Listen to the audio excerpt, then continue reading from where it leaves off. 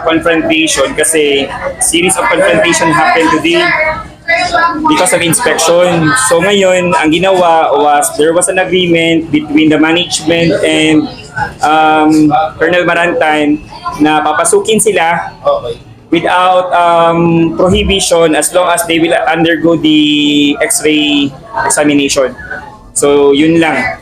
So I think that we are expecting some device to come in. So at least to avoid confrontation daw para hindi na magkagulo dito sa gate 8. Sir. Basta ganun na siya. Sir, excuse us lang kayo na sir. Basta niya siya, sir. Wait lang, sir.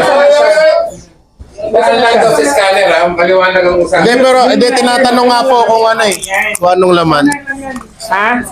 Scanner lang yan. Wala ka ba sa labas kanina? Nandun ako sa labas kanina, sir. Mga equipments na, sir. Scanner lang yan. Okay. Okay. Hindi kailangan magbastusan. Okay na. Tinanong lang ng maayos. Attorney ng kay OJC. Oo. Kaya may karapatan po na magtanong din sa inyo. Ito yung laman ng karton kanina. Stop. Sa grabe kayo mapoto nila. Oh, ayan oh. Ito yung So puro may to, granada? Yun kanina. Yan, may barel, okay? Hindi, yung nasa box po. Ayan oh, ito po parang grenade siya. Ito, yan oh. Parang grenade. Ito ang parang grenade po. Ito ang parang grenade. Oh, ito. Ayan oh, may siya oh. May switch, may siya. Sinay dyan. Wait lang, natawag galit siya. Yung video? Oh, Scanner daw yung ping si attorney pa yung pinagalitan. Sabi ko, attorney yan eh. Yan oh.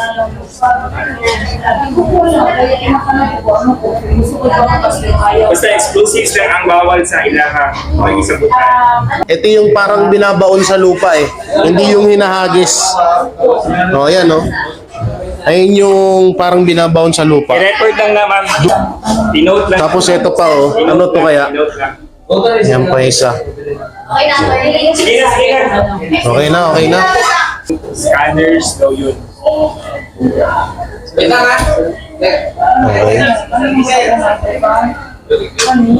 Okay. So maraming papasok ngayon dito ng mga pulis. Barel. So, yan, mga food.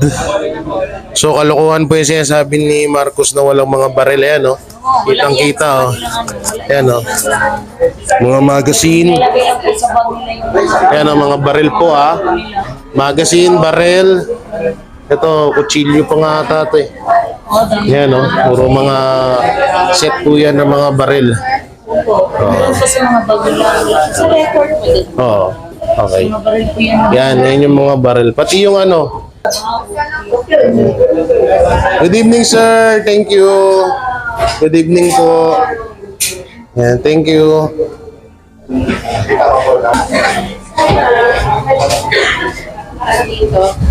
Yan, thank you, ma'am, sir.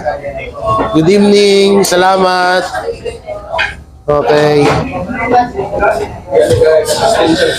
Yan, may mga baril. So, Marcos, sabi mo walang baril, oh. Pulisan niya yun. Magandang gabi po sa mga bagong pasok ngayon dito. Okay. Ayan, oh. Kanilang mga mga nakalagay sa bag, puro mga baril. So, yan naman. So, tingnan natin yung mga yan, patingin. Sa ito ng mga igsuon. Okay. Rescue nga muna, bro. Yun. Ano yan naman to? Parang ano Wala na. sa tuwa man ng igsuon sa pinggan. Okay. Mas ang ganda naman ng kanya. Ay. Yo. Tayo sa labas. Tara.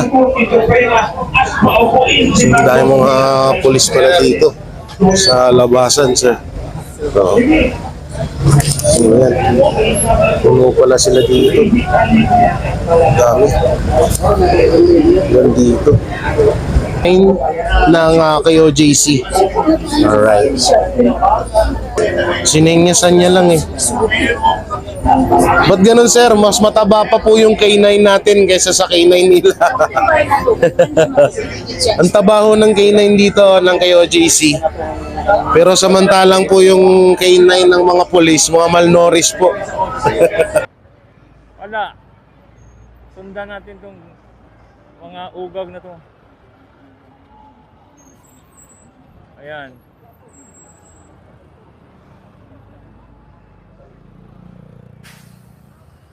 Oh, ayan. Oh. Ayan si Sir. Bumili ng Jollibee. Awa na mo diri, Sir. Tuman po mo sa sugo, Sir, no? Wala'y mahimo. Wala'y mahimo, Sir. Wala tayong magawa. Tingnan nyo, oh. Full battle gear. Oh, may Jollibee, may nag-sponsor sa kanila. Waxis, pakainin nyo to. Oh.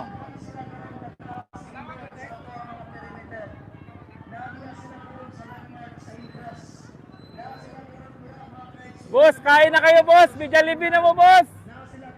Boss, kaon na mo, na Jollibee.